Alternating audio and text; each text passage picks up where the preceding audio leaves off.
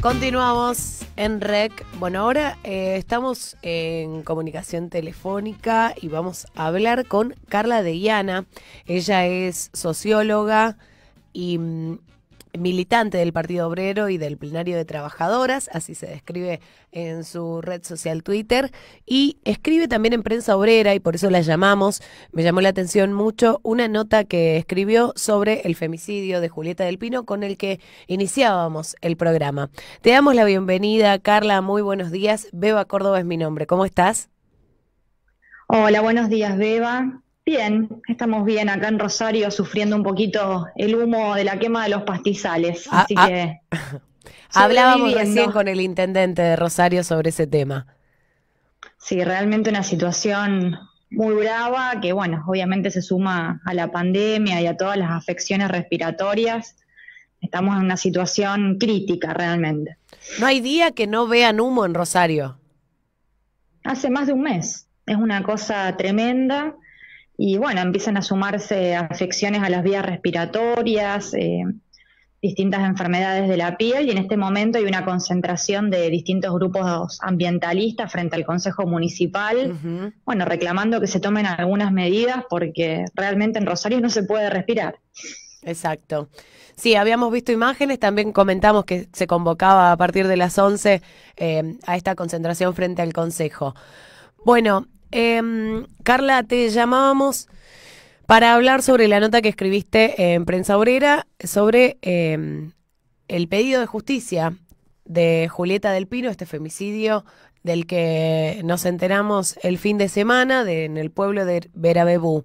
Hay algunos datos que yo no brindé en el informe inicial que hice en el programa hoy, fundamentalmente para dialogarlos con vos, como por ejemplo que Julieta había denunciado previamente a través de redes sociales o había manifestado en algún momento que podía llegar a sufrir violencia de género. Sí, totalmente. Siempre que suceden estos casos de femicidio, bueno, las mujeres que militamos en el movimiento de mujeres feminista, vamos a las redes sociales de quienes son víctimas de estas situaciones, bueno, para entender, para comprender el contexto en el que se da. Y eso en sus redes sociales, bueno, tiene varios posteos dando cuenta, en primer lugar, de una realidad que nos atraviesa a todas, y en esto creo que realmente el sentir de que cualquiera podría haber sido Julieta, de que esto nos atraviesa como sociedad de una manera terrible, bueno, ella lo manifestó en sus redes con distintos posteos. Bueno, incluso si uno hace una mirada atenta de su Facebook y demás, se da cuenta de que ella misma estaba muy atravesada por esta realidad, por distintos tipos bueno, de posteos de las propias organizaciones de mujeres, pero también, bueno, expresando que estaba atravesando una situación delicada desde el punto de vista personal. Ujú. Yo creo que ahora, ya dado su femicidio, bueno, no podemos preguntarle ni nunca sabremos en sus palabras y por su experiencia personal exactamente qué es lo que la atravesaba, pero cualquier mujer, cualquier persona que tenga un mínimo grado de empatía se puede dar cuenta de que ella era muy consciente de la violencia femicida y de que ella estaba atravesada por esta situación. Exacto. Bueno, dentro de la nota, en el título puntualmente, vos hablas de que la violencia femicida crece al amparo del Estado. Em, ¿Cómo es esto? ¿Podés desarrollarnos un poco, Carla, de qué se trata? Mira, desde el 2015 esta parte venimos denunciando el femicidio cotidiano. La curva de los femicidios no ha tenido ninguna modificación desde ese año a esta parte. Y las mujeres hemos propuesto distintas estrategias para intentar intervenir sobre una realidad, digamos, que no inicia en el femicidio. El femicidio es el último eslabón de una larga cadena de violencias que, bueno, empiezan en muchos casos con el sometimiento material de las mujeres debido a la desocupación o a los trabajos informales que tenemos la mayoría de nosotras, Ujú. la falta de vivienda, bueno, la falta de acceso a la salud, a la educación, y eso va condicionando y luego precipitando diversas situaciones que hacen el sometimiento de las mujeres bueno, a distintas situaciones.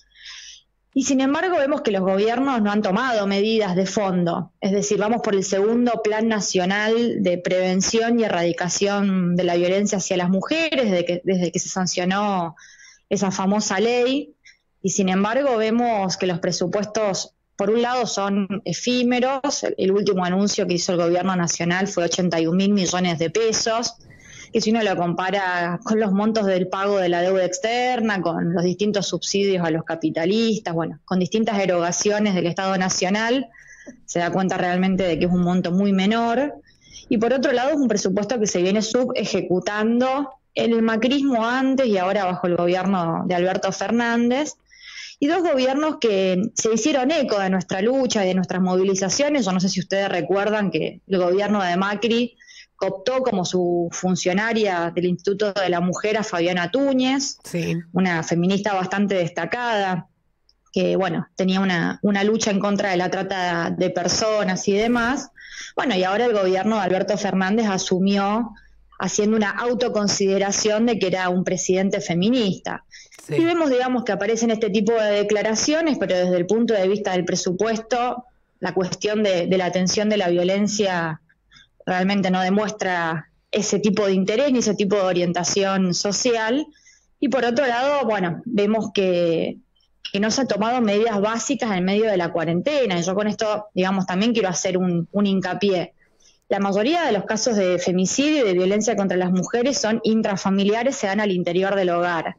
Y sin embargo, en medio de la cuarentena no aparecieron los dispositivos para asistir a mujeres que se vieron confinadas con su agresor y con distintas situaciones. Bueno, hemos tenido que atravesar una cuarentena muy difícil quienes militamos en el movimiento de mujeres, tratando de asistir a mujeres, a compañeras que llamaban al 144 o a las distintas líneas regionales. Eso te iba a decir, de alguna manera hubo algunas alternativas como los mensajes y los teléfonos para mensajeros, pero de todas maneras evidentemente no surtieron efecto. Bueno, largaron el barbijo rojo, sí, que nosotras, digamos, hicimos una caracterización de una especie de feminismo low cost, es decir, una medida de bajo costo. Nuevamente es descargar sobre la víctima la responsabilidad de su propio cuidado. Entonces, ¿cuál es la orientación del Estado? Denunciar, mandar un mensaje, llamar, pero luego al momento de la escucha, las autoridades, los funcionarios no aparecen atentos. Cuando una va a hacer una denuncia al Poder Judicial, a la policía o incluso a áreas que se supone que están más especializadas, como son las secretarías de mujer, de diversidad y género, una se encuentra ahí con una realidad muy diferente de la propaganda oficial, que son las múltiples trabas burocráticas para registrar la denuncia. Entonces, en lugar de que el informe, el relato de la mujer sirva para caracterizar una situación e ir tomando medidas para abordar de manera multidimensional esto, que tiene que ver con lo económico, con lo laboral, con lo habitacional, nos encontramos con un registro burocrático para tratar de deslindar responsabilidades. Hoy, de hecho, ni siquiera tenemos asistencia legal gratuita en términos integrales, cuando muchas veces la cuestión del patrimonio y demás está por medio. Sí. Bueno, nosotros vemos que esto tiene que ver no con un desinterés digamos, ingenuo, sino que tiene que ver con que no aparecen los recursos para darle una respuesta de fondo a la mujer que demanda asistencia. Entonces se reclama una denuncia que cuando se hace muchas veces no se toma, y en muchos casos cuando se toma se administra de una manera absolutamente burocrática, y bueno, terminamos con esta realidad que creo que este es el punto de reflexión que nos merecemos quienes militamos en este movimiento, de que todos los días una mujer es asesinada por su condición de género en nuestro país, y siguen pasando los años, siguen pasando los gobiernos, se siguen anunciando planes para la erradicación y la prevención, pero esta cifra se mantiene inalterada. Exacto. Vos sabés que respecto a una situación que tiene este femicidio fue que al femicida Romero lo disfrazaron de policía y lo sacaron así frente a una multitud que quería ir a agredirlo. Yo a esto lo escuché, lo pensé y me molestó muchísimo, pero lo comprendí recién con el análisis que vos haces en tu nota. Y me gustaría que comentes a la gente cómo viste esta situación que titulás Mala Yuta, la perspectiva de género de de la policía de Perotti. Sí, mira, el hecho fue realmente indignante y se conoció por redes sociales. En esto hay que valorar mucho la actividad, digamos, de la propia población, de las propias amigas, de los familiares, porque si no pasan tantas cosas que una desgraciadamente no se entera por vías oficiales. Sí. Bueno, fue un intento de cuidar la comisaría frente a un pueblo hastiado, frente a una situación, digamos, realmente brutal como fue el femicidio de Julieta. Evidentemente la intención en disfrazar como un policía más al femicida no tuvo que ver con preservar la causa penal, con preservar, digamos, el debido proceso, sino que tiene que ver con evitar la furia popular contra la comisaría, que evidentemente liberó la zona y no tenía un cuidado adecuado, que bueno, terminó generando la captación de Julieta. Ella sale de su trabajo, va a su casa y la capturan en el medio con un vehículo. Hasta ahora se sabe eso. Entonces, bueno, acá aparece todo el problema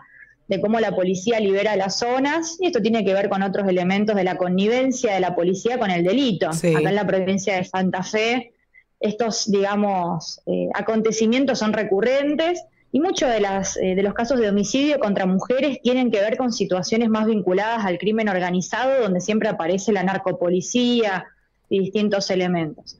Bueno, y en el artículo en Prensa Obrera yo coloco un análisis que tiene que ver con lo siguiente.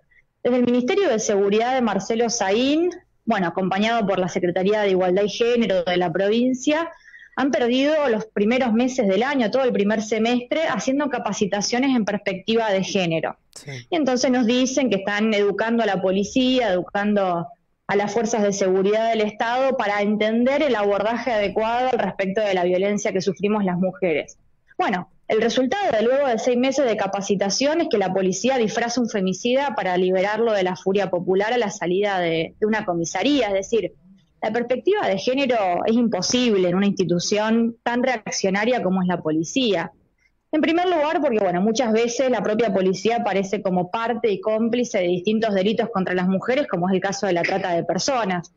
En el cordón de San Lorenzo, en los puertos internos de la provincia de Santa Fe, hay una proliferación de redes de explotación sexual de mujeres que no podrían funcionar sin la connivencia policial.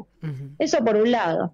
En otros casos aparece una constitución, digamos, más reaccionaria al respecto del abordaje de estas situaciones. Entonces, bueno, ¿a quién no le ha pasado asistir o acompañar algún caso, llevarlo a una comisaría para hacer la denuncia y que la persona que te atiende te diga es un problema de sábanas? Es decir, existe toda esa concepción, pero en el fondo lo que está en juego en esto no es simplemente una deformación ideológica, sino el hecho de que la policía tiene otra orientación, tiene otra naturaleza de clase. Bueno, lo hemos visto con la desaparición de Facundo Acudillo Castro. Exacto, están para otras cosas. Y en general, digamos, el intento es repeler la denuncia, sacarse el problema de encima, porque no pueden ni podrían tener por esta disposición de la fuerza represiva ninguna salida real para darle a la mujer. Entonces vemos, bueno, con mucho pesar como un ministerio pasa el tiempo, se dedican a hacer este tipo de demagogia oficial, y bueno, finalmente la policía recurrentemente actúa de esta manera. Nosotros somos de la idea de que tiene que haber un consejo de las mujeres autónomo que registre todos estos problemas y que los aborde de una manera independiente de todos estos poderes que sistemáticamente nos defraudan. Me refiero a la policía, al poder judicial, bueno, a todos los estamentos del Estado que se preocupan más por autopreservarse que por darle una respuesta a las mujeres. Exactamente, bueno. Y también las estrategias de las que hablas, de revisar o hacer un trabajo de inteligencia en relación a las denuncias que se realizan a través de redes sociales, también dentro de las comisarías, y por otro lado llevar un registro real de todos los femicidios que ocurren. Bueno, ese dato que vos decís yo creo que de alguna manera expresa de la forma más clara la incapacidad o la complicidad del Estado en la reproducción de la violencia femicida.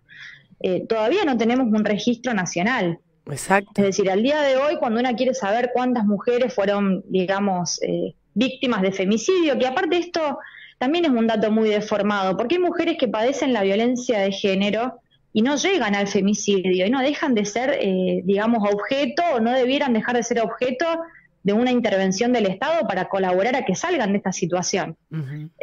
Bueno, del 2015 esta parte se sigue haciendo lo mismo. Uno va a la Casa del Encuentro, que registra periodísticamente los femicidios, se dirige a algún observatorio de alguna organización de mujeres, que por otra parte es una tercerización del Estado, porque el Estado, en lugar de hacerse cargo con profesionales en planta permanente y hacer un seguimiento, terceriza en tal o cual organización de mujeres, siempre suelen ser organizaciones de mujeres más afines al poder político de turno, este tipo de datos que a su vez esas mujeres elaboran sobre la base de los registros periodísticos. Entonces, bueno, si una hoy pone cuántos femicidios hay en Santa Fe, bueno, aparecen cifras de las más disímiles. Y en muchos casos esas cifras tienen que ver con que no hay un conocimiento de fondo de qué estamos hablando. Exacto. Por ejemplo, mujeres asesinadas durante enfrentamiento entre bandas.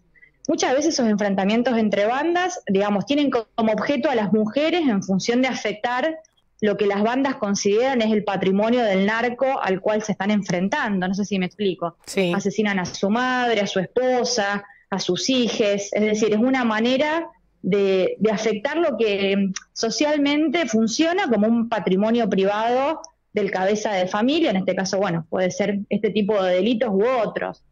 Y por lo tanto, bueno, seguimos sin saber de qué se trata, porque para saber de qué se trata tendría que haber un plan, que es lo que decías vos antes, en redes sociales, un seguimiento, una actuación de oficio, en un pueblo tan pequeño como el que sucedió este femicidio, donde en todos los pueblos existen áreas de género, secretarías.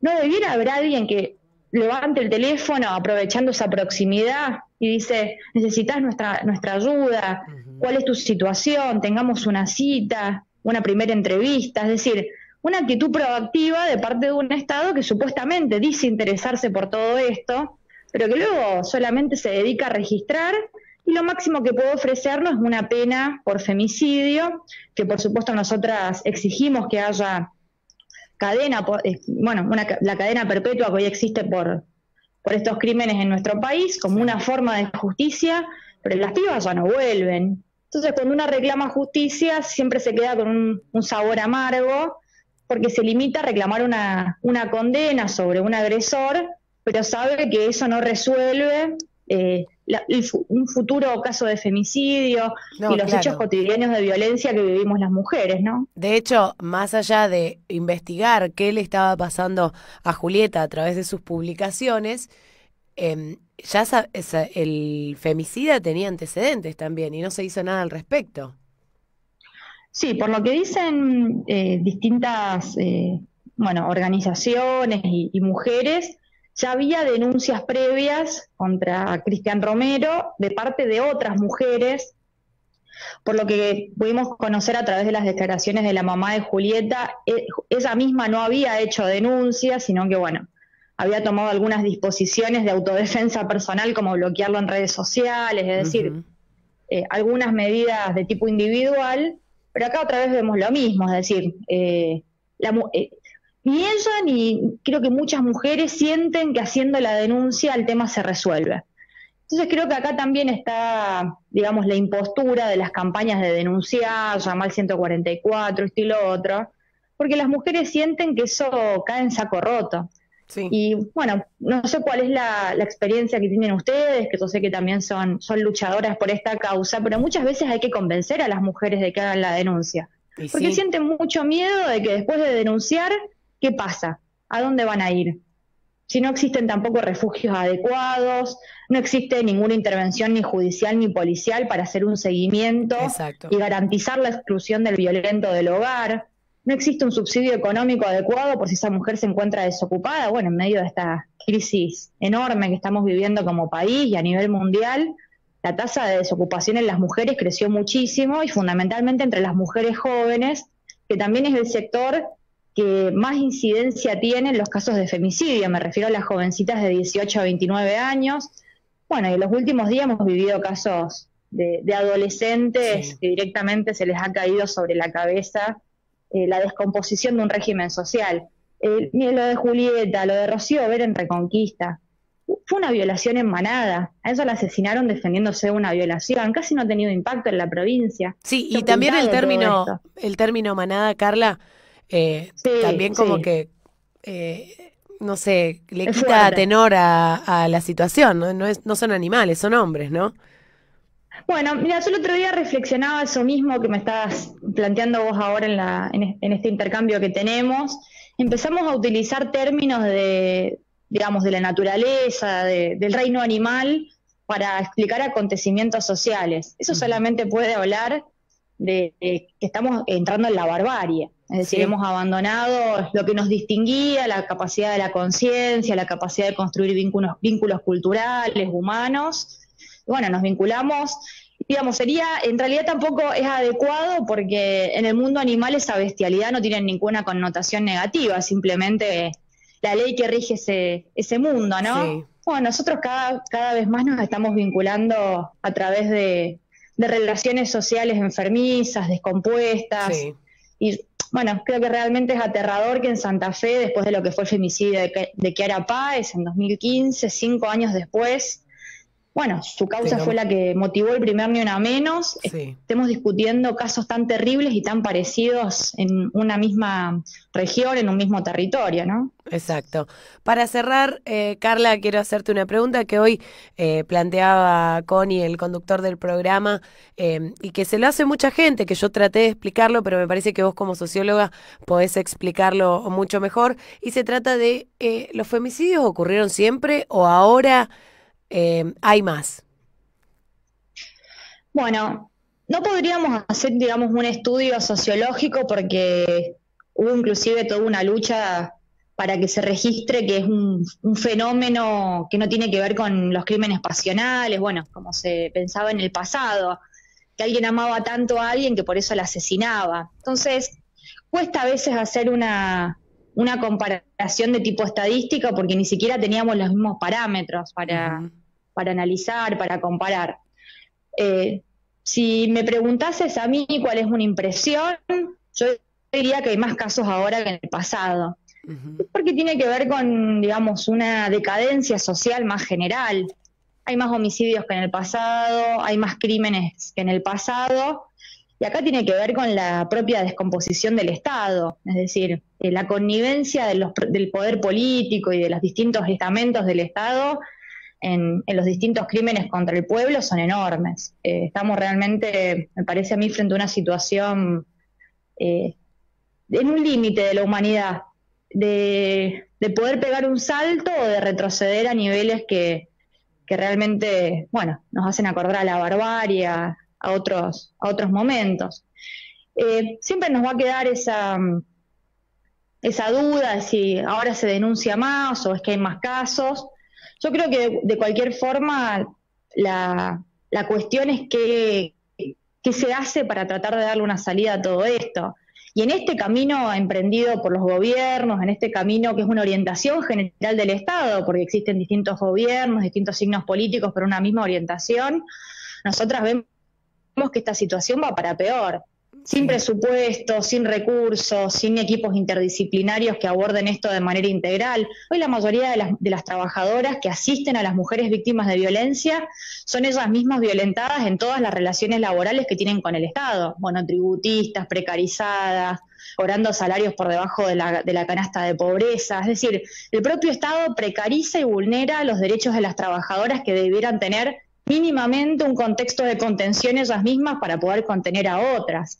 Bueno, denuncias muy fuertes de las trabajadoras de línea 144, de que estaban trabajando por 25.000 pesos como monotributistas durante la pandemia. Es decir, no ha habido ningún abordaje real y creo que esto es lo que más irrita, la demagogia alrededor de un tema tan sensible, que es estructural, que tiene que ver exacto. con la opresión de las mujeres como un elemento que refuerza otro tipo de opresiones y en general la explotación que sufrimos el conjunto de los trabajadores en nuestro país.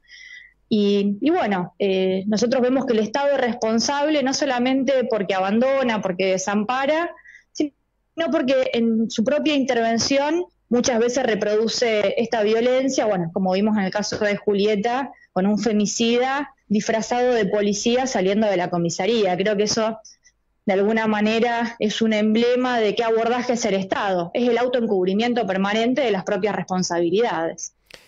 Bueno, te agradecemos, Carla, no nos queda más tiempo, pero fue una interesante charla. Muchísimas gracias y bueno, volveremos a contactarte en el futuro. Bueno, gracias a ustedes, Beba, y un abrazo a todos por allá. Espero Bueno, que, bueno, te haya servido para hacer una reflexión y siempre esto da para charlar mucho y para pensar mucho. exacto. Bueno, muchas gracias, Carla. Ahí escuchábamos a Carla de Iana, ella es socióloga y militante del Partido Obrero y plenario de Trabajadoras.